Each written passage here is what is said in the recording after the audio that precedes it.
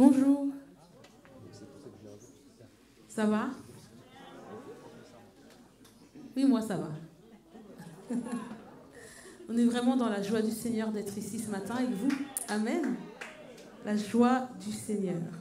Je lisais dans la parole cette semaine. Je vous le dis. Alors, un cœur joyeux est un excellent remède. Mais l'esprit déprimé mine la santé. Une sœur a envoyé aussi ce matin, chanter avec allégresse à Dieu notre force. Pousser des cris de joie. On ne veut pas être dans la joie juste pour être dans la joie, juste pour sourire pour rien, mais être conscient que Dieu est notre joie. Jésus est notre joie.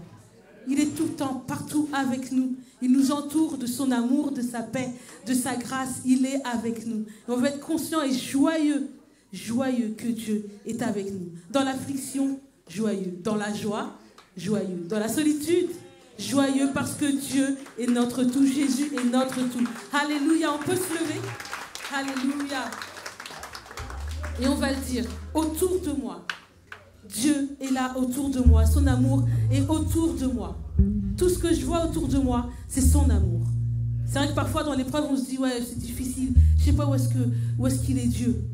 Ou sinon, dans des moments, il y a des moments dans la vie, on prie et on sent comme un plafond de verre. Quand on se dit, ma prière ne monte pas plus haut que le plafond de ma chambre. C'est pas vrai.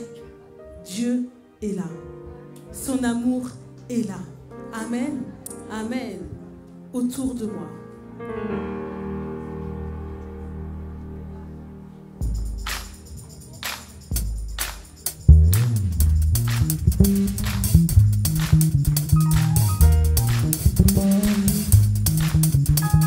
On peut taper des mains, ça fait partie de l'expression de joie.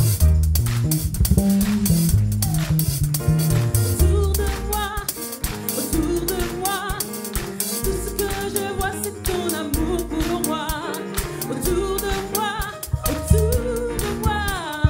tout ce que je vois c'est ton amour pour moi. Autour de moi, tout ce que je vois c'est ton amour pour moi. Autour de moi, tout ce que je vois c'est ton amour pour moi. Tout ce que je vois c'est ton amour pour moi. Tout ce que je vois c'est ton amour pour moi.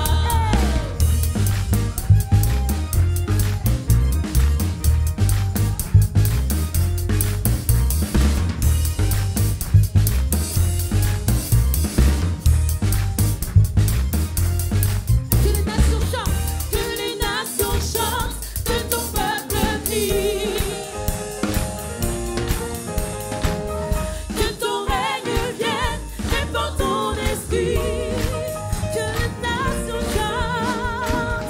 Que les nations chantent, que ton peuple crie. Que ton règne vienne, répand ton esprit. Oh, manifeste-toi, manifeste ton amour, Seigneur. Manifeste ton amour, Seigneur. Autour de moi, tout ce que je vois c'est ton amour pour moi. Autour de moi, tout ce que je vois c'est ton amour pour toi. Autour de moi, tout ce que je vois c'est ton amour. Autour de moi, tout ce que je vois c'est ton amour pour moi.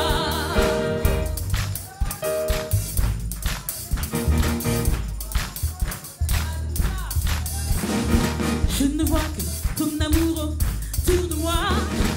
Je ne vois que ton amour autour de moi. Je ne vois que ton amour autour de moi. Je ne vois que ton amour autour de moi. Je ne vois que ton amour autour de moi. Je ne vois que ton amour autour de moi.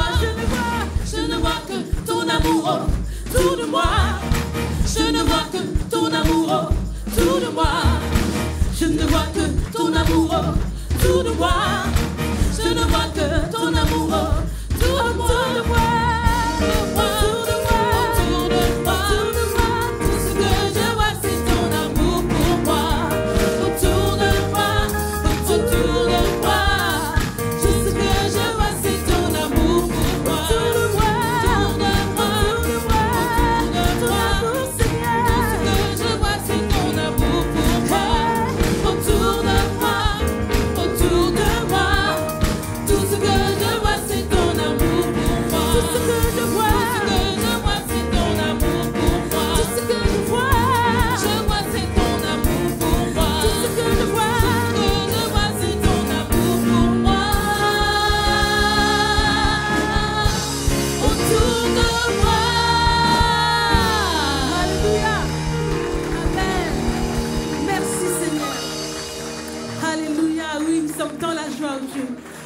Ton amour est là, parce que ton amour nous remplit, ton amour nous libère, il nous a libérés à la croix, ton amour nous a libérés et on croit que ton amour nous pardonne et nous englobe dans tout ce que nous sommes, Seigneur.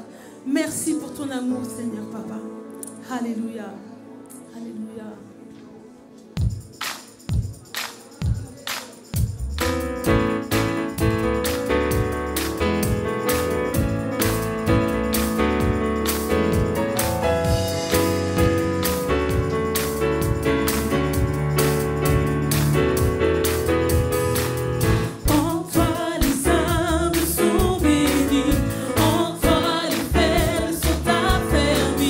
Les cœurs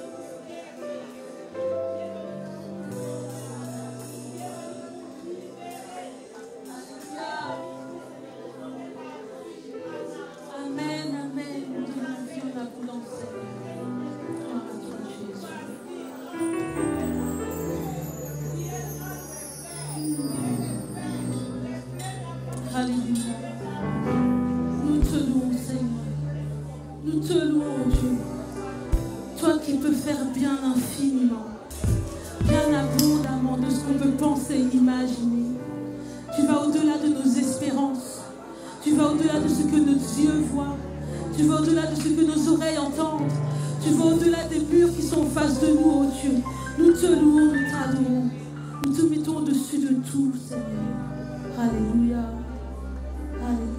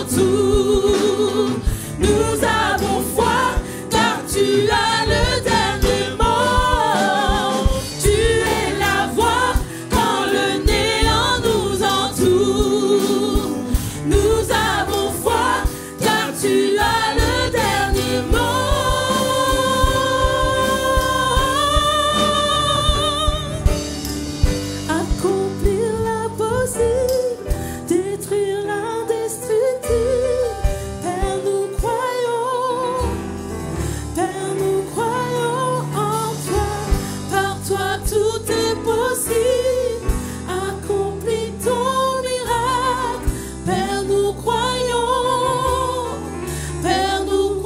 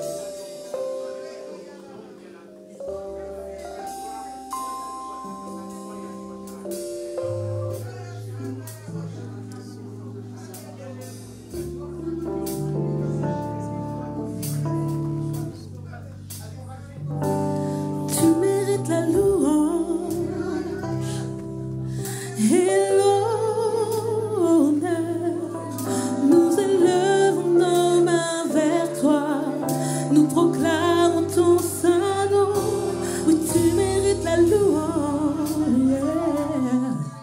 et l'honneur. Nous élevons nos mains vers toi, nous proclamons ton saint nom.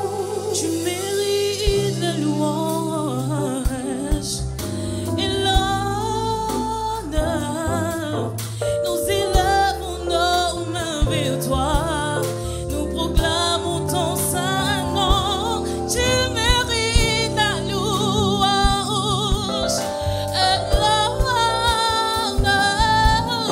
Nous élevons nos mains vers toi, Seigneur, nous proclamons ton saint nom. Car tu es grand, tu viens, tu fais des merveilles, nul n'est comparable à toi. Nul n'est comparable à toi, car tu es grand, Seigneur, tu fais des merveilles, nul n'est comparable à toi. Nul n'est comparable à toi. Tu mérites la louange et l'honneur. Nous élevons nos mains vers toi, nous proclamons ton saint nom. Tu mérites la louange et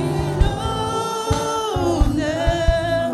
Nous élevons nos mains vers toi, nous proclamons ton saint nom.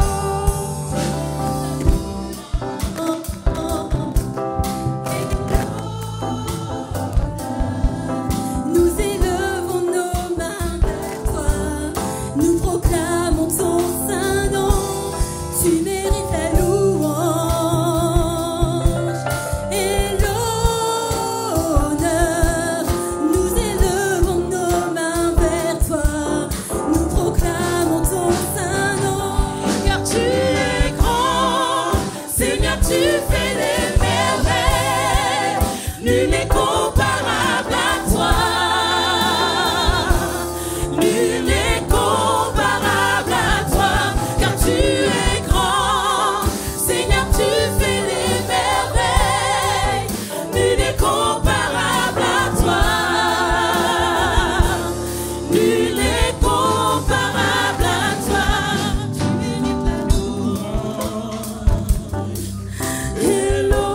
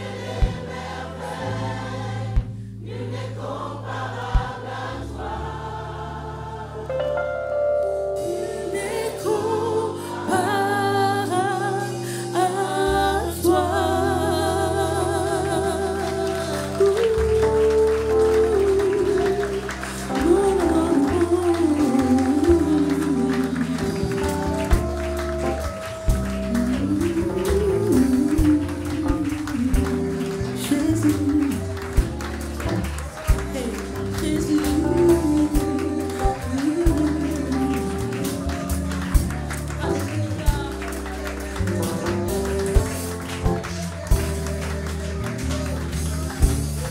Alors. Test. On va continuer dans ce temps de proclamation. Il y a vraiment quelque chose que je même à cœur, c'est vraiment de prier les uns pour les autres. On a proclamé qu'on avait confiance en Dieu. On a déclaré qu'il était le Dieu des miracles, qu'il pouvait tout, qu'il faisait l'impossible. Et je crois que dans la salle, certaines personnes ont besoin de recevoir cette conviction au profond de leur cœur. Et vraiment, laissez-vous diriger, priez les uns pour les autres en proclamant la grandeur de Dieu. Et ce qu'il a déjà fait, ce qu'il va continuer de faire. Alors, vous pouvez sortir des rangs, mais priez pour quelqu'un. Laissez-vous vraiment conduire. Et la foi que vous avez manifestée à travers ces 2 derniers chants, proclamez pour votre frère ou votre sœur.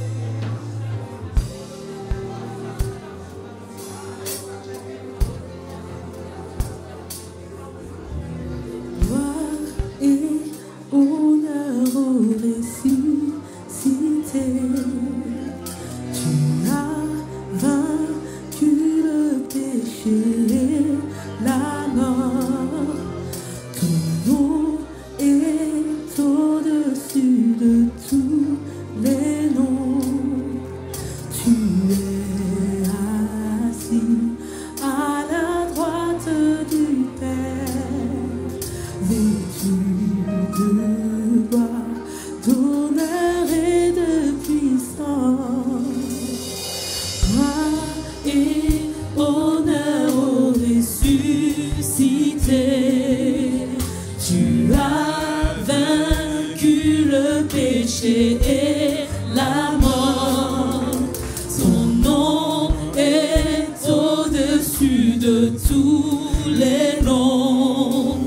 Tu es assis à la droite du Père, vêtu de gloire, d'honneur et de puissance. Alléluia, Alléluia, Alléluia, sois élevé. Alléluia, Alléluia, Alléluia, sois élevé. Gloire et honneur au ressuscité. Tu as vaincu le péché et la mort. Son nom est au-dessus de tous les noms. Tu es assis à la droite du Père, vêtu de gloire, d'honneur et de puissance. Alléluia, Alléluia, Alléluia, sois élevé. Alléluia, Alléluia, Alléluia, sois élevé. Alléluia, Alléluia, Alléluia, sois élevé. Alléluia, Alléluia, Alléluia, sois élevé. Alléluia, Alléluia, Alléluia, sois élevé. Alléluia, Alléluia, Alléluia, sois élevé. Grand et puissant notre Dieu, tu es élevé, tu règnes à jamais. Grand et puissant notre Dieu, tu es élevé, tu règnes à jamais. Grand et puissant notre Dieu, tu es élevé, tu règnes à jamais. Grand et puissant notre Dieu, tu es élevé, tu règnes à jamais. Grand et puissant notre Dieu, tu es élevé, tu règnes à jamais. Grand et puissant notre Dieu, tu es élevé, tu règnes à jamais. Grand et puissant notre Dieu, tu es élevé, tu règnes à jamais. Tu règnes à jamais.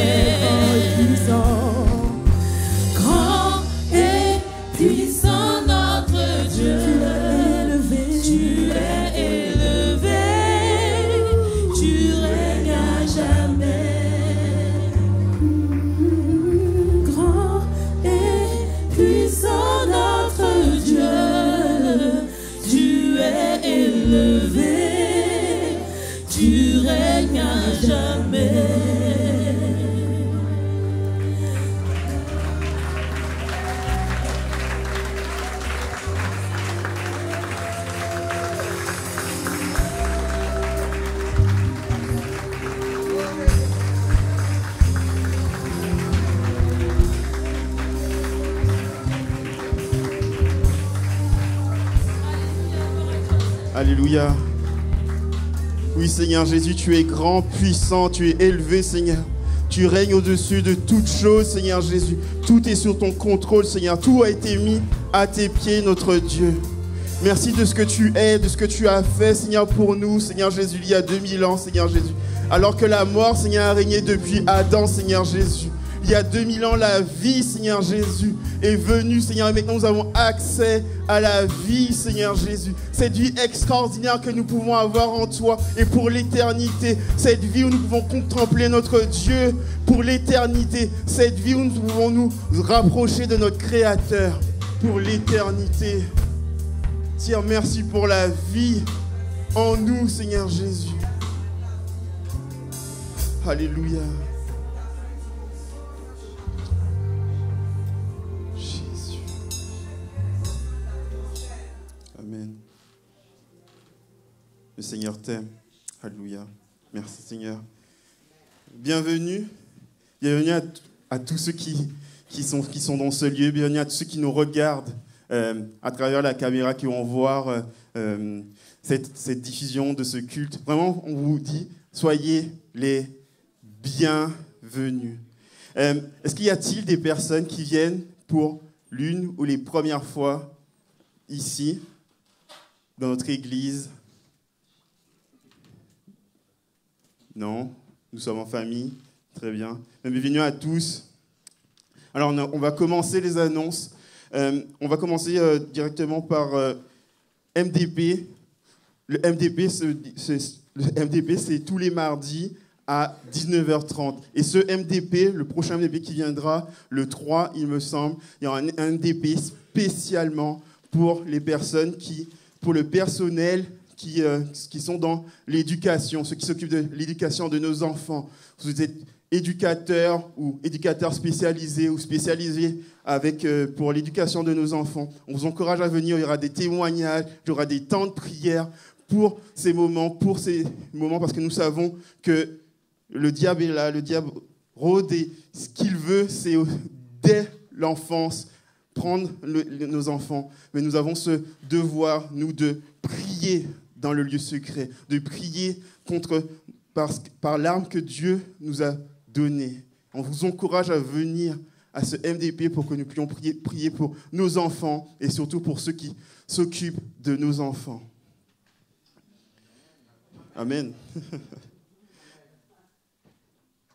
Il y a les matinales aussi de prière, les matinales de 7h, de 6h à 7h sur l'application Jitsi. On vous encourage aussi à vous connecter car c'est bon de commencer une journée par la prière. Il y a aussi l'intercession qui se déroule tous les vendredis à 19h à Marsa. On vous encourage aussi à venir parce que c'est bon aussi d'intercéder pour l'Église, pour les autres. Et c'est parce que c'est le bon combat par la prière, passer par la prière. Amen.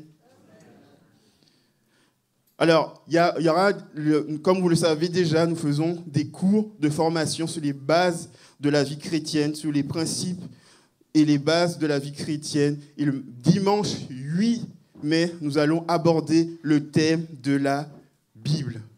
La Bible, parce que c'est un enjeu c'est un enjeu aujourd'hui. Beaucoup de gens ont dénoncé la Bible et c'est important que nous soyons et que nous ayons des arguments forts pour montrer que la Bible est la vérité. Nous le croyons par la foi, mais nous pouvons aussi le montrer avec des arguments. Et comment la Bible a été inspirée de Dieu depuis le début, depuis le commencement. Du coup, il y aura ce thème qui sera la Bible. On vous encourage à venir et à vous inscrire sur ce thème qui sera sur la Bible. Il y aura une réunion spéciale, comme vous le savez aussi, on prie pour les autorités. Nous avons prié pour les élections nationales où on a un nouveau président de la République ou un mandat renouvelé de la présidence de la République. Et nous voulons encore prier encore pour nos élections locales. Du coup, le dimanche 8 mai, il y aura aussi des moments de prière ici à l'église, émis avec toutes les assemblées évangéliques de Mantes-la-Jolie. Et ça sera à 14h ici. On vous encourage à venir. Nous allons prier pour nos autorités, prier pour les autorités de notre région, de notre ville. Alors, j'appelle Hans qui a une intervention.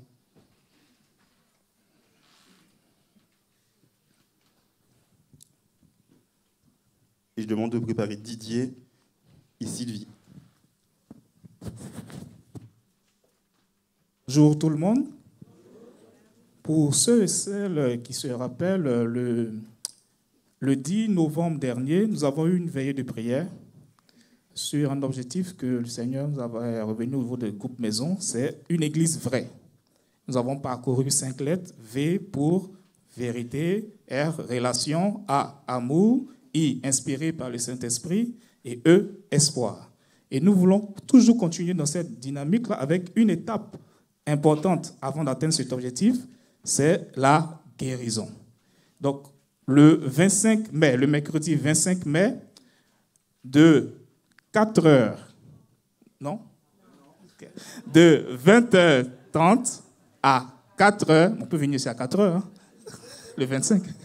De 20h30 à 4h, ici, dans la salle de culte, parce que le Seigneur nous a fait la grâce de faire cette fois-ci la veillée dans la salle de culte, nous allons aborder ce thème qui est la guérison. Et vous savez, l'homme est esprit, il possède une âme, il habite dans un corps.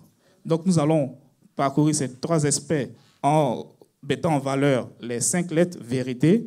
Et nous croyons que le Seigneur, comme nous l'avons chanté tout à l'heure, qui fait des merveilles, nous donne rendez-vous pour se glorifier, car il est fidèle.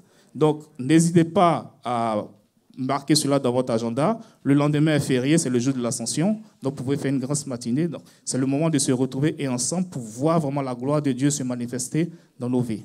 Demeurez bénis. Amen. On compte sur votre présence. Alors, du coup, Didier.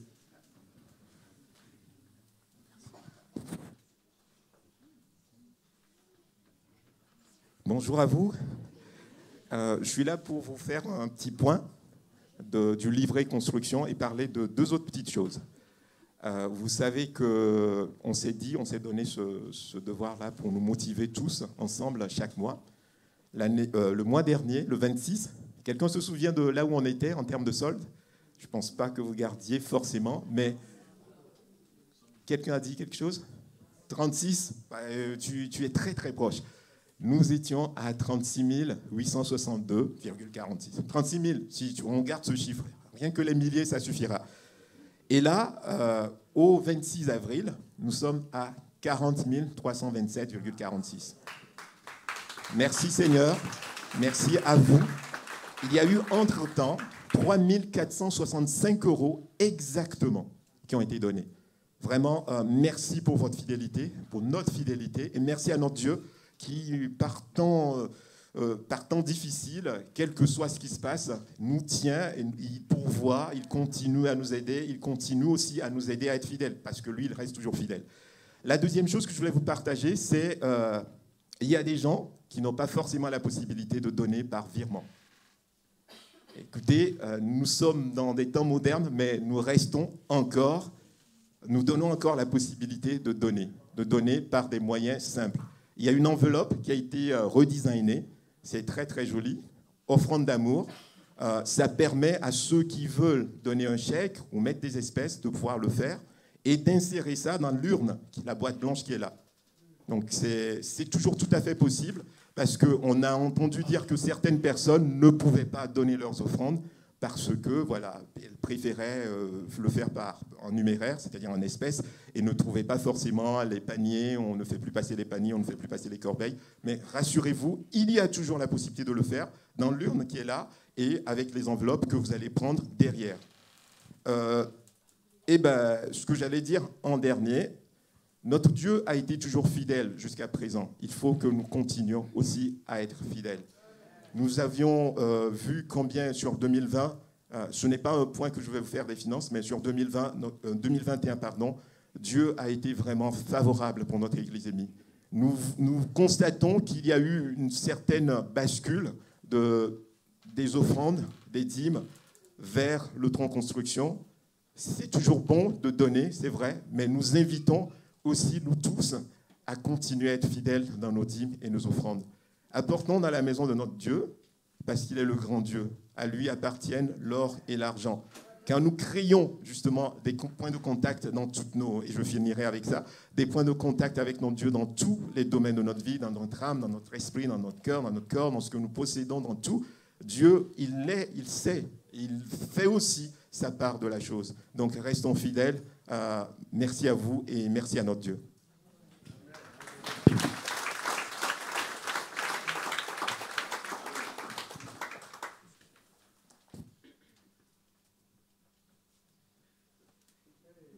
Amen. Du coup, là, je vais nous laisser accueillir Sylvie. Est-ce que vous pouvez l'applaudir, s'il vous plaît?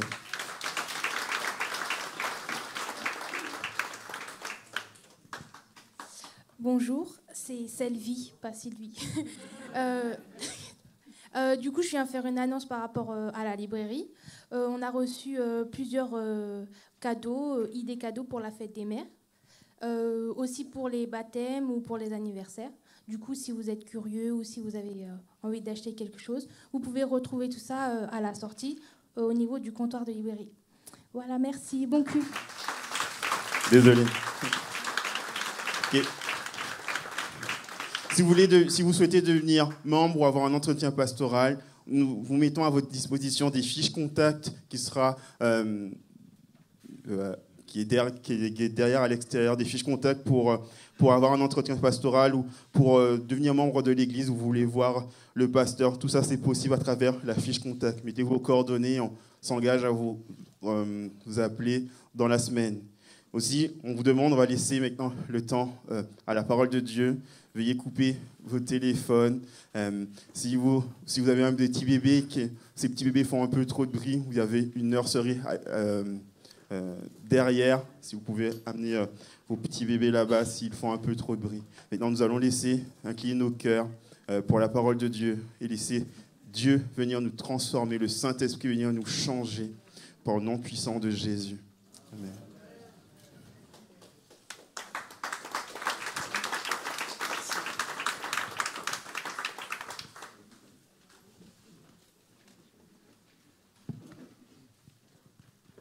Bonjour à chacun. C'est beau de voir des frères faire du ménage, je trouve, en public. Mais vous savez, le Saint-Esprit veut faire du ménage. Et il agit encore mieux que des hommes ou des femmes avec des torchons, des tissus, des produits. Le Saint-Esprit applique le sang de Jésus pour nous nettoyer, nous purifier, nous rendre meilleurs. Et je crois que c'est ce qu'il veut faire encore aujourd'hui, au travers de ces moments que nous avons vécus ensemble dans ces temps de célébration et de louange, mais aussi dans ces temps d'écoute de la parole. Dans cette dernière campagne présidentielle, il y a un thème qui a été désigné comme le thème le plus important, parce qu'il est la préoccupation principale des Français selon de nombreux sondages. Le pouvoir d'achat. Cette notion économique du pouvoir d'achat permet d'effectuer une mesure dans la capacité qu'un ménage ou un particulier a consommé grâce à son revenu disponible. Ce qui correspond, si vous voulez, au niveau entre les revenus des ménages et les prix. En fait, c'est un système qui a pour principe économique acheter et vendre, qui régit le système monétaire international, pas que français, et c'est le système de ce monde terrestre. C'est bon, vous me suivez jusque-là ? Alors je me suis posé la question, je ne sais pas si vous vous posez ce type de question, moi je me suis posé la question, est-ce que Dieu nous donne dans la Bible des indications au sujet de l'argent et de son usage? Et en étudiant ce sujet, j'ai été étonné de découvrir que l'argent est un sujet spirituel extrêmement important. Pour preuve, la forte présence de ce thème dans la Bible est révélatrice de la place prise par l'argent dans le cœur humain. Et donc j'ai été étonné de découvrir, je vous partage ma découverte, que le Nouveau Testament contient 215 versets qui se rapportent à la foi, 215 versets qui se rapportent à la foi, 218 concernant le salut, qui sont des sujets importants, n'est-ce pas? Et 2084 qui traitent de la gestion de l'argent et des finances. 2084 versets. Et de la nécessité aussi d'avoir à en rendre compte à quelqu'un. Si vous étudiez les 38 paraboles qui sont dans le Nouveau Testament, vous découvrirez que 16 de ces 38 paraboles de Jésus parlent d'argent. Pourquoi, me direz-vous? Est-ce que Jésus cherchait à soutirer de l'argent? Est-ce qu'il est venu sur la terre pour collecter des fonds pour soutenir son ministère? Non. Évidemment, non. Jésus ne recherchait pas l'argent des autres, il cherchait leur cœur. Quand il dit dans Matthieu 6, 21, « Là où est ton trésor, là aussi est ton cœur. » Jésus a vu que bon nombre de personnes considéraient leur argent comme un trésor. Et c'est encore vrai aujourd'hui. Jésus ne recherche pas notre argent, mais notre cœur. Et notre relation à l'argent est un témoin de la condition de notre cœur. Notre réalité d'ici-bas est que la vie de chacun de nous est fortement marquée par sa relation à l'argent. D'où cette nouvelle série de messages au mois de mai que j'ai intitulée « Principes et vérités du royaume de Dieu sur sa gestion des finances et de l'argent ». Cette série de messages, nous la ferons en 2 temps, au mois de mai et sans doute à l'automne, à la rentrée. Parce que j'ai découvert tellement de choses que 3 messages ne suffiront pas et qu'il faudra un peu plus de messages pour bien comprendre, vous et moi, quels sont les principes et vérités du royaume de Dieu sur sa gestion des finances et de l'argent. Et j'aimerais sans plus tarder avec vous prier pour cette série de messages, prier pour nos cœurs, pour la responsabilité que j'ai de vous le communiquer et chacun d'entre nous de recevoir ce message. Amen. Est-ce que vous voulez bien qu'on s'incline un court instant pour prier? Seigneur notre Dieu, révèle-nous par ta parole tes instructions sur la question de notre relation avec l'argent et les finances. Et aide-moi dans cette étude et dans cette communication. Et aide-nous, pour ceux et celles qui vont écouter, recevoir ces messages, à garder un équilibre constant entre l'esprit et la vérité. Car tu dis, Dieu est esprit et il faut que ceux qui l'adorent en esprit et en vérité. Cet esprit, cette vérité, c'est de bien comprendre les principes bibliques de la gestion financière et d'être capable de les mettre en pratique par la foi. Cette foi qui passe par l'écoute, la méditation de ta parole et l'obéissance pour poser les bonnes pierres de construction dans notre vie. Car nous réalisons qu'il y a bel et bien une bataille qui fait rage dans le monde spirituel à propos de notre vie et de nos décisions financières. Amen. Écoutez cette déclaration de Jésus dans Matthieu, toujours chapitre 6, verset 24. Juste après qu'il ait dit, car là où est ton trésor, là est ton cœur. Un peu plus loin, il dira, nul ne peut servir deux maîtres, car ou il haïra l'un et aimera l'autre, ou il s'attachera à l'un et méprisera l'autre. Vous ne pouvez servir Dieu et Mammon. D'où le titre de message ce matin, de ce premier message, cette première pierre de construction que nous allons poser dans notre vie, dans notre compréhension de la gestion des finances et de l'argent selon le royaume de Dieu, servir Dieu ou Mammon. Que voulait dire Jésus par « vous ne pouvez servir Dieu et Mammon » ? Qu'est-ce que Mammon ? D'autres versions de la Bible, si vous avez la Bible version Semeur, par exemple, entre vos mains, eh bien, vous allez voir que le mot qui est employé n'est pas mammon, mais argent. Donc, est-ce que cela signifie que si je veux véritablement servir Dieu, je dois éviter de toucher à l'argent ou d'en posséder ? À quoi Jésus fait-il référence quand il utilise mammon ?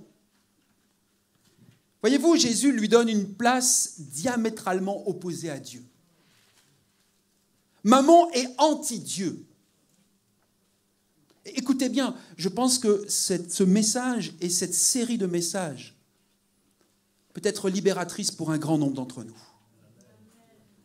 Parce que nous allons le voir, l'esprit de Mammon est un esprit démoniaque. Et si nous comprenons bien comment fonctionne le système de ce monde et comment fonctionne le système du royaume de Dieu, alors nous pouvons être des chrétiens libérés. Parfois, on cherche des démons, mais j'aimerais vous dire que l'esprit de Mammon est un esprit démoniaque et qu'il influence le monde entier. Notre société, et on peut être berné, trompé, influencé par cet esprit-là. C'est pourquoi il est important de bien saisir ensemble, de bien comprendre quel est l'enseignement de Jésus à ce sujet. Et Jésus nous dit que Mammon rivalise avec Dieu pour être servi. Jésus ne dit pas « il serait mal de chercher à servir à la fois Dieu et Mammon ». Non, plutôt il dit « il est impossible de servir à la fois Dieu et Mammon ». Ils sont opposés l'un à l'autre et donc ne peuvent être servis qu'exclusivement. Pour servir Dieu authentiquement, il faut renoncer à Mammon et n'avoir rien à faire avec lui. Mais si Mammon est synonyme d'argent, alors est-ce que le chrétien doit renoncer à l'argent et n'avoir rien à faire avec lui ? Voyez-vous, dans les siècles passés, et encore aujourd'hui, des personnes ont cru cela et ils ont fait vœu de pauvreté, évitant tout contact avec l'argent et ne cherchant à être entièrement consacrés à Dieu. Mais faire vœu de pauvreté, mes amis, ne libère pas forcément de l'avarice ou de la peur de manquer du nécessaire. Jésus a utilisé cet ancien terme araméen, mammon, autrefois adoré comme Dieu des finances, pour indiquer, écoutez bien, pour indiquer une entité qui existe dans le domaine spirituel. Paul dira dans Éphésiens, chapitre 6, verset 12, « Nous n'avons pas à lutter contre la chair et le sang, mais contre les dominations, contre les puissances de la sphère céleste ou domaine spirituel. » Mammon entre dans la catégorie des puissances du domaine spirituel et pousse le cœur des hommes à aimer et servir l'argent. Souvent, au cours de l'histoire, les Israélites ont voulu adorer à la fois des dieux, des peuples, des pays dans lesquels ils séjournaient et Jéhovah. Et ces dieux idolâtres étaient en fait des puissances démoniaques soumis à Satan,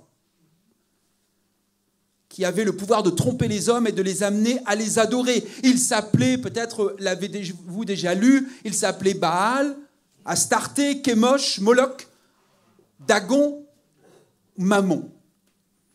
Voyez-vous, l'esprit démoniaque qui est derrière Mammon est encore à l'œuvre et exige d'être adoré, encore aujourd'hui. Il cherche à influencer et à contrôler la vie des humains pour qu'ils aiment l'argent et lui fassent confiance, tout comme cela était le cas au temps de Jésus-Christ. Quand Jésus déclare « Vous ne pouvez servir Dieu et Mammon », il met en opposition ces deux entités spirituelles. L'expression « ne pas pouvoir », vous ne pouvez ne pas pouvoir, ne signifie pas que ce soit illégal, mais impossible. En fait, l'argent est impuissant et n'a aucun pouvoir en lui-même. Dieu est puissant. L'esprit de Mammon est puissant. Mais l'argent n'a aucun pouvoir. Le véritable pouvoir qui régit l'approvisionnement financier de la vie dans la vie d'un homme sera soit Dieu, l'esprit de Dieu, soit l'esprit de Mammon, selon celui qu'il choisit de servir. La plupart des gens, même des chrétiens, croient que l'argent possède un véritable pouvoir. Parce que c'est ce que nous entendons régulièrement par les médias. Mais tant qu'on n'aura pas pris conscience de l'impuissance de l'argent, on ne sera pas libéré de la nécessité de le rechercher, ni de l'influence et de la domination de l'esprit qui se cache derrière lui. Jésus, voyez-vous, nous dévoile dans ce verset le conflit d'amour, de loyauté, de service qui oppose Dieu et Mammon. Il dit que celui qui aime l'un haït l'autre, que celui qui est loyal envers l'un méprise l'autre, et que celui qui sert l'un ne peut servir l'autre. L'objectif de Mammon est d'obtenir notre loyauté, notre amour, notre service, et qu'ainsi nous haïssions, nous méprisions et nous ne servions pas Dieu. Comme Josué l'avait dit aux enfants d'Israël, choisissez aujourd'hui qui vous voulez servir. Le Seigneur nous pose la même question aujourd'hui. Qui voulons-nous véritablement servir? La principale tactique de Mammon est la tromperie. Il incite les personnes à le servir sans qu'ils en aient conscience. Il y parvient par la propagation de mensonges que la plupart des personnes croient être des vérités. Souvenez-vous, l'adversaire, le diable, notre ennemi, est le prince du mensonge, mais qu'il s'est parfois si bien déguisé comme des vérités. Le premier mensonge suprême répandu par l'esprit démoniaque de Mammon est que l'argent possède un pouvoir sacré. C'est-à-dire de faire croire que celui qui possède beaucoup d'argent est considéré comme très puissant, alors que celui qui possède peu d'argent est privé de puissance. Ce qui fait qu'on estime souvent une personne au montant de ses avoirs. Telle personne vaut X millions. Et dans ces cas-là, ces gens-là sont dans les magazines. On parle d'eux, on les affiche, ce sont des stars. Et on leur donne beaucoup de valeur. Mammon incite les personnes à donner une valeur disproportionnée à l'argent. Quand on croit que l'argent est puissant, il est tenté d'aimer l'argent. Et cet amour de l'argent donne alors naissance à des formes multiples de méchanceté. Écoutez ce que dit Timothée dans sa première lettre, chapitre 6, verset 10. « Car l'amour de l'argent est la racine de toutes sortes de maux. » Certains ont eu une telle envie d'en posséder qu'ils se sont égarés loin de la foi et se sont infligés bien des tourments. Des chrétiens qui croient à ce mensonge, que l'argent possède un pouvoir, vont par exemple permettre à l'argent de gouverner leur choix plutôt que d'en référer à Dieu. Ils craignent de manquer d'argent et consultent leur compte en banque au lieu de consulter Dieu, notamment au moment de donner parfois leur dîme. Je regarde mon compte en banque. Ah, j'ai pas assez, Dieu, tu attendras. La vérité est que l'argent n'a pas de pouvoir en lui-même. L'argent n'est qu'un objet impuissant, amoral, auquel l'esprit de Mammon attribue un grand pouvoir et par lequel il cherche à contrôler notre vie. Ça, c'est le premier mensonge. L'argent n'a pas de pouvoir. C'est l'esprit de Mammon qui a un pouvoir. Le deuxième mensonge qui est lié au premier et accepté par beaucoup est que la source d'approvisionnement est notre employeur, notre conjoint, l'État, nos investissements ou tout autre canal par lequel l'argent arrive. J'aimerais vous dire que la vérité est que la puissance se trouve en Dieu et pas dans l'argent. C'est Dieu qui est la source de notre approvisionnement. C'est pour cela que le croyant connaît un conflit de service et d'amour. Ce qui a donné à l'argent le pouvoir de diriger ses choix dans la vie a, sans s'en rendre compte, donné à l'esprit de Mammon le pouvoir de gouverner sa vie. Dieu pourra lui dire d'aller à certains endroits, de donner sa dîme, son offrande régulièrement, d'être généreux avec un certain ministère ou avec un frère et une sœur de l'Église. Et il répondra à Dieu, je ne peux pas, je n'ai pas assez d'argent. Dans ce cas, ce n'est pas Dieu, mais l'argent qui est la source. Voyez-vous, à la question « Pourquoi travaillez-vous » beaucoup répondront « Je travaille pour l'argent ». L'argent devient le but, c'est-à-dire la véritable source. Mais l'argent n'a jamais été conçu pour être mon maître, mais pour être, au contraire, mon serviteur. Nous devons nous poser cette question clé. Qui est ma source? Qui est ta source, mon frère, ma sœur, mon ami? Quand Dieu est ma source, alors l'argent devient mon esclave. Et un moyen pour servir le royaume de Dieu. Quand l'argent est ma source, je deviens l'esclave de Mammon. Et je fais tout ce que j'estime nécessaire pour obtenir de l'argent. Dit autrement, il y a une inversion entre la fin et les moyens. L'argent devrait être un moyen par lequel on sert Dieu, qui est la fin ou le but. Quand un chrétien donne à l'argent le pouvoir d'être la source de sa vie, Dieu devient le moyen par lequel il s'attend à obtenir de l'argent. Je répète cela, parce que parfois, il m'arrive de l'entendre aussi dans des prières. Quand un chrétien donne à l'argent le pouvoir d'être la source de sa vie, Dieu devient le moyen par lequel il s'attend à obtenir de l'argent.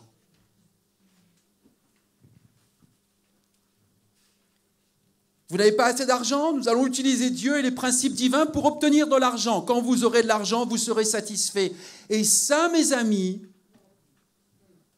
c'est aujourd'hui un type de message et de théologie qui est aussi prêché et enseigné. Non, c'est faux, ce type de déclaration est faux. La vérité est que Dieu n'est pas le serviteur qui vous apportera de l'argent. L'argent est notre serviteur pour étendre le royaume de Dieu.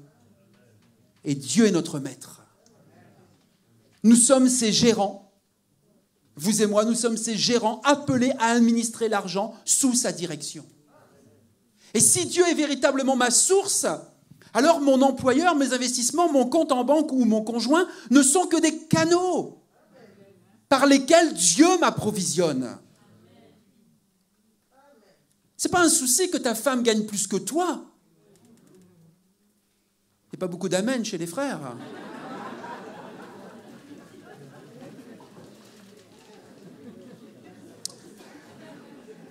Si c'est un souci, tu peux t'avancer. On peut prier pour toi maintenant.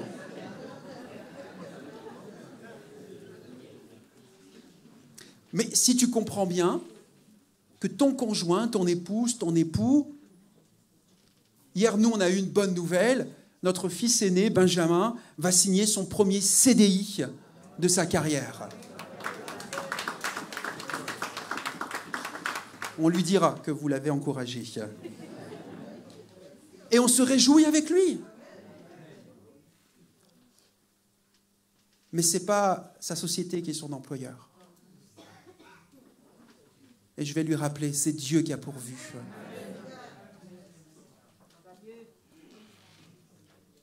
Si j'apprends que je vais être licencié, ce sont des choses qui arrivent aujourd'hui, n'est-ce pas? Ou que l'économie s'écroule, je ne serai pas terrorisé par la peur. En tant que chrétien, je ne serai pas terrorisé par la peur ou dit autrement, animé par l'esprit de mammon, de manquer de ressources, puisque ma source, Dieu, reste inchangée. Dieu est mon employeur. Ce n'est pas l'Église émise mon employeur. C'est Dieu qui est mon employeur. Et l'Église émise est un canal. Et Dieu parfois ne fait que changer ce canal pour m'approvisionner. J'aimerais que vous puissiez retenir cela. Quand Dieu est ma source, l'argent devient mon esclave, un moyen pour servir le royaume de Dieu.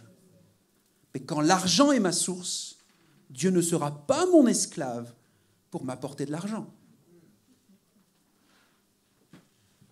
Je travaillais 10 ans pour une grande entreprise financière dans le séculier. Et j'ai pris progressivement, ce que je vous dis là, je ne l'ai pas toujours compris. C'est pour ça que je crois que c'est important que non seulement Dieu me le rappelle, dans le contexte dans lequel nous vivons et dans tout ce que nous entendons, toute l'influence médiatique qui tourne autour de ce pouvoir d'achat, qui attire l'attention de nombreux Français selon les sondages, et je veux croire que c'est une réalité, et donc nous sommes touchés, nous sommes concernés. N'est-ce pas? Même en tant que chrétiens. Mais quel regard, quelle perception, quelle compréhension je vais avoir de ces informations. Et j'ai compris progressivement, j'ai pris conscience progressivement que ma source n'était pas dans cette entreprise dans laquelle je travaillais. Et je ne pouvais servir, être employé par 2 maîtres. Alors j'ai compris que Dieu était ma source, mon employeur, et qu'il m'avait détaché en fait pour une mission. Pour une saison de ma vie, pour que je donne du temps à cette entreprise. Et qu'il avait délégué cette entreprise pour m'accorder un salaire.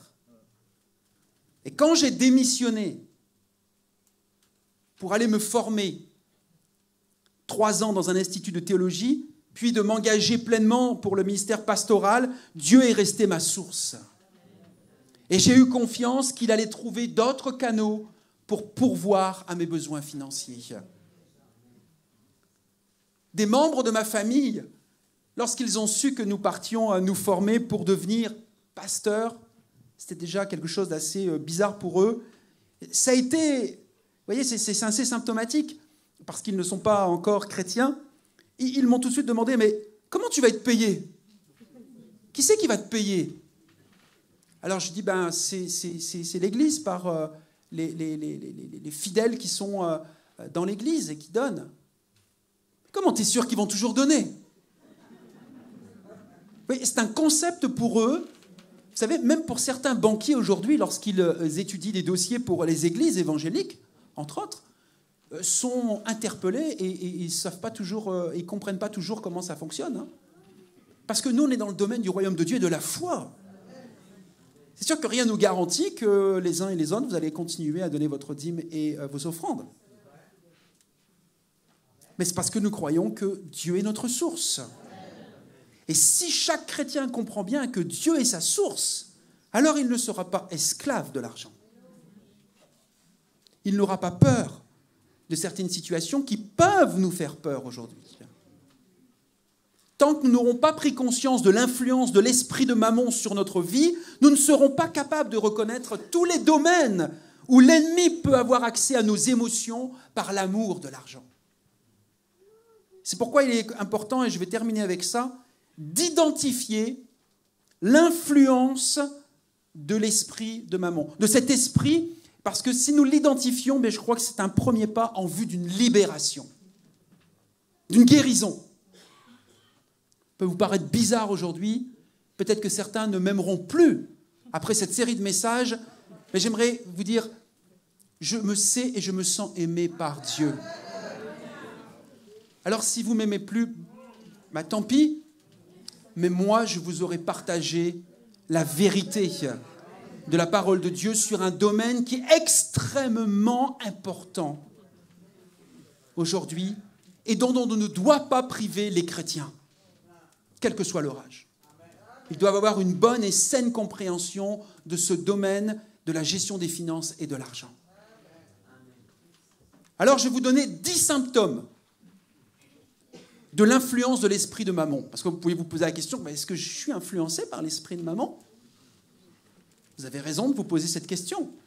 C'est une bonne question. Alors, je vais vous donner 10 symptômes. Et puis après, si vous découvrez que vous avez certains symptômes, eh bien, peut-être que là, vous allez vous dire, j'ai besoin de guérison. J'ai besoin de libération. Vous comprenez ce que je veux dire? Parfois, il y en a qui cherchent à être délivrés de certains démons. D'accord?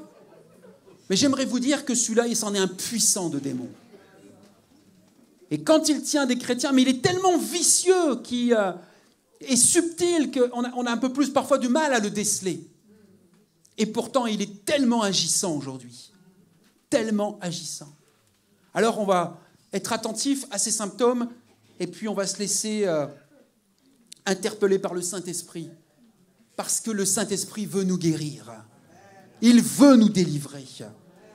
Il veut nous rendre libres de tous les esprits.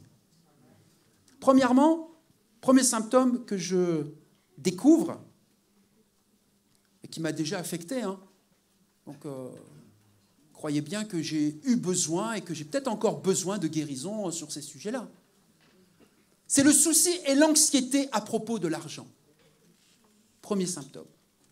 Les riches ont peur de perdre l'argent qu'ils possèdent et les pauvres ont peur de ne pas en avoir assez. Dans les deux cas, l'anxiété et la peur dominent les émotions de la personne.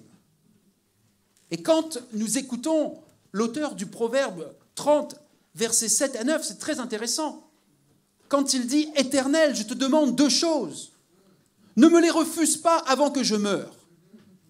Garde-moi de dire des paroles fausses ou mensongères et ne me donne ni pauvreté ni richesse. Accorde-moi seulement ce qui m'est nécessaire pour vivre, car dans l'abondance, je pourrais te renier et dire « Qui est l'Éternel ?» Ou bien, pressé par la misère, je pourrais me mettre à voler et déshonorer ainsi mon Dieu. Donc là, on voit 3 attitudes intérieures pour être libéré de la peur et de l'anxiété liée à l'argent.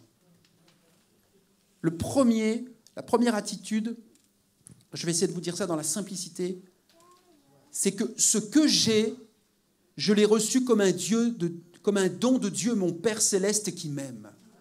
Je ne suis que le gérant de ce que Dieu m'a confié. Ça, c'est la première attitude intérieure. La deuxième, c'est que Dieu prend soin de mes biens. Quand je reconnais que tout ce que j'ai est un don de Dieu, alors je peux lui permettre d'en rester le propriétaire. Et je reste le gérant de ses ressources. Vous comprenez un peu le mécanisme? Alors que lorsque je considère que je suis propriétaire de tous mes biens, je vais y accorder une extrême vigilance. C'est comme ça qu'on va commencer à mettre des alarmes partout. Parce qu'on a peur d'être dérobé, on a peur. Et quand on se considère que ce que nous avons, c'est un don de Dieu et que c'est lui le propriétaire et nous, on est les gérants. C'est le troisième point d'attitude intérieure, c'est que mes biens sont à la disposition des autres pour qu'ils les utilisent. Je peux donc prêter mes biens et je vais même leur dire comment être de bons gérants pour qu'ils soient à leur tour de bons gérants. C'est-à-dire qu'ils ne fassent pas n'importe quoi de la voiture que je vais lui prêter ou de ma maison que je vais lui prêter à un moment. D'accord? Voyez-vous, Jésus va dans la suite de Matthieu 6 déclaré à 5 reprises que nous ne devons pas nous soucier ou être anxieux quant à la source de notre approvisionnement. Matthieu 6, 33, il va dire « Cherchez premièrement son royaume et sa justice, et tout cela vous sera donné par-dessus tout. » Parfois, c'est facile de dire Amen. Je ne sais pas si c'est toujours aussi facile de le mettre en pratique et de le vivre, hein, mais le souci et l'anxiété à propos de l'argent. Premier symptôme. Deuxième symptôme, une mauvaise gestion de l'argent. Des gens qui vont vous dire « Je ne sais pas où il est passé ». Certains pensent que puisque Dieu est la source, écoutez bien, puisque Dieu est la source, ils n'ont pas besoin de tenir des comptes, ni besoin d'avoir de plans financiers pour gérer leur budget. Mes amis, cela conduit à l'irresponsabilité et à une mauvaise gestion financière. Avec mon épouse, nous avons un compte joint. En même temps, comme ça, on fait passer quelques messages concernant la gestion en couple. Non mais, une étude, plus de 50% des divorces étaient liés à la question de l'argent. Donc, ce n'est pas une mince affaire, ce sujet. Donc, une fois, 2 fois par mois, on fait le point avec Damaris, on regarde nos comptes, nos dépenses, nos entrées, et on fait le point. Qu'est-ce qu'on peut se permettre, qu'est-ce qu'on ne peut plus se permettre? Qu'est-ce qu'on arrête, qu'est-ce qu'on peut faire? On fait le point ensemble. Et si elle veut acheter des graines pour son jardin, des courgettes, des tomates, je lui dis « Ok, pas plus que 10 pieds de tomates. On mangera moins de tomates cette année. » Ou, au contraste, sur l'approvisionnement de Dieu qui est capable de faire pousser beaucoup de tomates sur les pieds qu'on aura achetés. Je blague, mais vous comprenez l'idée. Enfin, c'est une réalité quand même pour les pieds de tomates et tout ça en ce moment. Troisième symptôme, un manque permanent d'argent. Des gens vont vous dire « Je n'ai jamais assez d'argent ». Continuellement dans l'incapacité de boucler ses fins de mois. Souvent relié au point précédent, quand on ne fait pas de budget, on risque de dépenser plus que les ressources qui rentrent. Et la tromperie du découvert. La tromperie du découvert. Bon, on a tous été pris avec ça, hein, mais bon. C'est bon de se le redire. La tromperie du découvert à la consommation devient attractive comme solution à court terme. Mais quand on a pris le pli de dépenser plus qu'on gagne, le problème ne se résout pas. J'étais étudiant en 3e année, donc en licence produits financiers, quand je travaillais dans une banque. Donc là, on était en 1989-90, je crois. Et c'était le début de la mise en place des dossiers de surendettement en France. Selon les experts, ça devait durer 2 ans et on aurait résolu tout le problème. On est en 2022, il n'y en a jamais eu autant de dossiers de surendettement. C'est l'explosion des dossiers de surendettement. Et pour étudier votre dossier et avoir une réponse, ça met un certain nombre d'années. Un manque permanent d'argent. 3e symptôme. 4e symptôme, la mentalité « je ne peux pas me le permettre ». L'esprit de mammon provoque en nous des besoins. Et en tant que bons gérants, nous devons nous demander combien faut-il pour avoir assez. Seigneur, est-ce dans ta volonté et le moment opportun pour me procurer ce bien? Parfois, ce n'est pas que Dieu ne le veut pas, c'est que ce n'est pas le moment. Mais parfois, on est tellement tenté par les besoins qu'on est prêt à acheter, à faire un crédit, à s'endetter, à aller au-delà de nos ressources. Faites attention, ça, c'est l'esprit de mammon. Il est subtil, je vous l'ai dit. Le 5e symptôme, c'est les achats impulsifs. L'incapacité à résister au désir d'acheter. Beaucoup de personnes achètent toutes sortes de choses dont elles n'ont pas vraiment besoin. Ou même qu'elles ne veulent pas. Mais elles ont fait une bonne affaire. Ah, j'ai acheté ça, j'ai fait une bonne affaire. Et tu vas t'en servir pour quoi? Ben, j'ai fait une bonne affaire. Les achats impulsifs. 6e symptôme, l'avarice. La peur de ne pas avoir assez d'argent pour satisfaire ses propres besoins. L'exemple, Oncle Picsou. On le connaît tous. On l'a lu. Il est devenu une figure emblématique de l'avarice.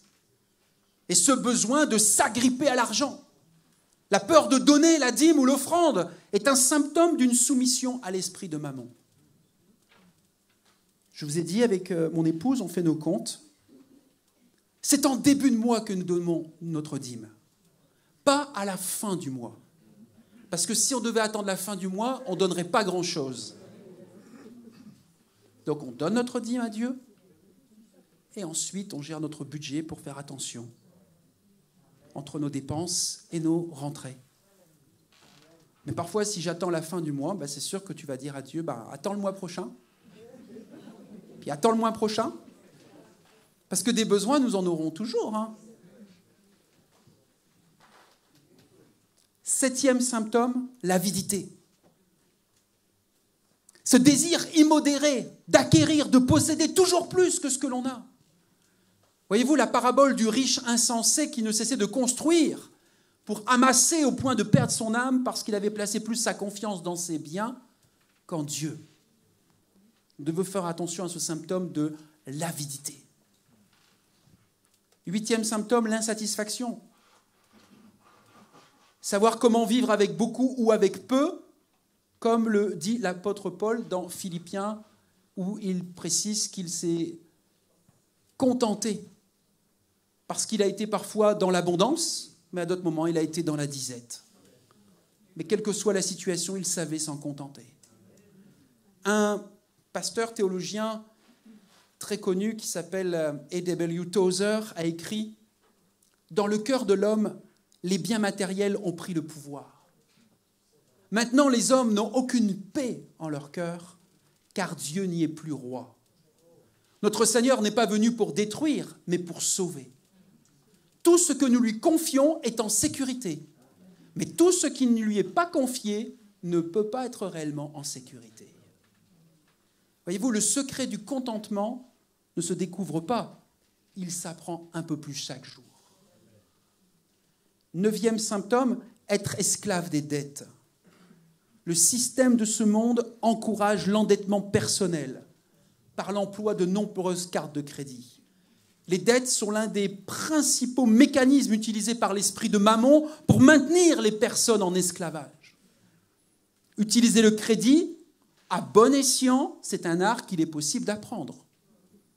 Comprenez bien que le crédit n'est pas interdit pour les chrétiens. Ne me faites pas dire ce que je n'ai pas dit. Mais utiliser le crédit à bon escient, c'est quelque chose qu'il est possible d'apprendre. Et enfin, 10e symptôme, la poursuite effrénée de l'argent. Où l'argent est le principal sujet de conversation. Vous trouvez ça lorsque vous discutez avec des gens où tout tourne autour de l'argent. Comment je peux faire plus? Comment je peux gagner plus? Comment je peux travailler donc plus? Les sujets de discussion reviennent toujours autour de l'argent. Et tout, pour ces gens-là, tout se résout par l'argent. Ce que je ne crois pas. Devons-nous attendre d'avoir beaucoup d'argent pour commencer à aider les gens qui n'en ont pas ou peu? Vous voyez, Nouvel Espoir ne roule pas sur l'or, mais ça fait aujourd'hui 30 ans que l'association aide des gens démunis. Et s'est enrichie avec les maraudes, avec Quartier Libre. Et on n'attend pas d'avoir des millions et des millions pour commencer à aider notre prochain. Je termine. L'esprit de Mammon impose un échange. Le terrestre contre le céleste. Et nous ne pouvons poursuivre l'argent pour l'argent en tant que chrétiens. Si nous le faisons, nous cessons de placer en premier le royaume de Dieu.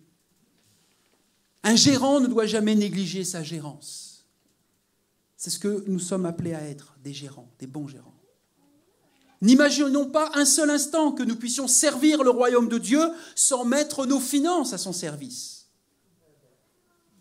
Nous devons abandonner le contrôle que nous avons sur l'argent.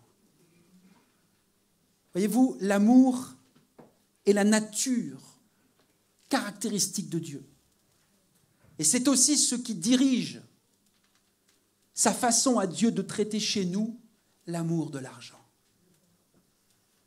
Demandons ce matin, cette semaine, durant cette série de messages, à l'Esprit de Dieu de nous révéler les domaines de notre vie où l'esprit de mammon possède une influence sur notre pensée et sur nos émotions. Et voyez-vous, j'aimerais vous rappeler, Dieu a choisi une seule façon pour nous libérer de l'influence de cet esprit démoniaque. C'est la repentance.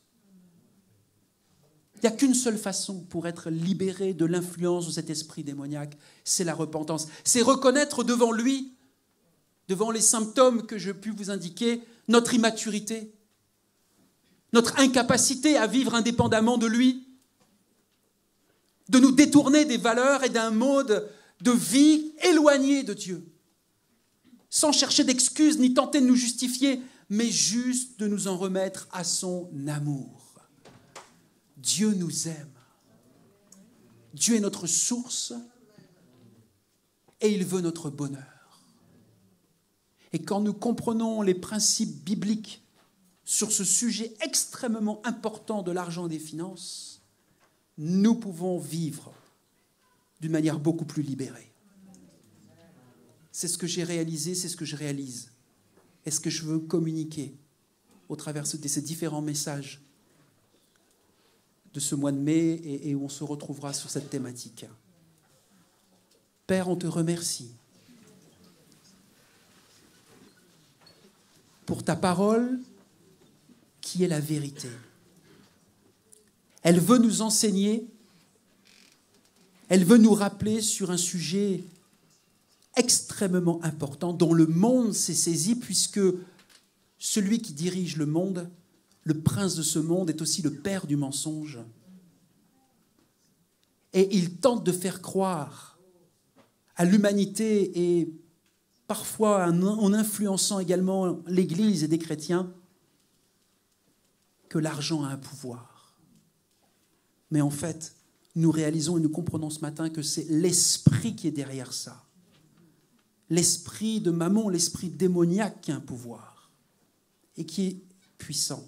Mais notre Dieu est plus puissant. Alors nous voulons, et je réclame, Seigneur, l'aide de ton Saint-Esprit pour venir encore parler, te révéler, toucher du doigt ce qui dans nos vies a besoin d'être changé. Pour que nous soyons à ton service et non au service de Mammon, de l'esprit de ce monde. Aide-moi, Seigneur, à bien communiquer les prochains messages pour que nous puissions être sur de bonnes bases, que nous posions de bonnes pierres de construction, de fondation dans nos vies chrétiennes, dans nos foyers chrétiens, dans l'Église de Jésus-Christ sur ce sujet de l'argent. Il n'est pas tabou, nous ne voulons pas le cacher, nous voulons bien en parler. Nous voulons bien le comprendre pour bien le mettre en pratique.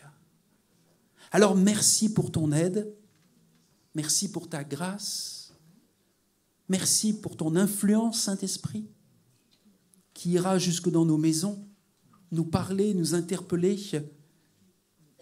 et nous donner, Seigneur, d'être libérés, de vivre des pas de libération et de guérison quant à la bonne et saine gestion des finances et de l'argent pour le royaume de Dieu.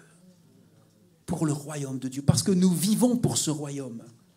Nous ne vivons plus pour le royaume des ténèbres. Nous vivons pour le royaume de Dieu. Merci, Père, dans le nom de Jésus, pour cette matinée, pour ce culte de célébration et pour cette journée, pour le reste de cette journée. Amen. Amen. Bonne journée à chacun. Au plaisir de vous saluer immédiatement et prenez encore le temps de vous saluer les uns les autres.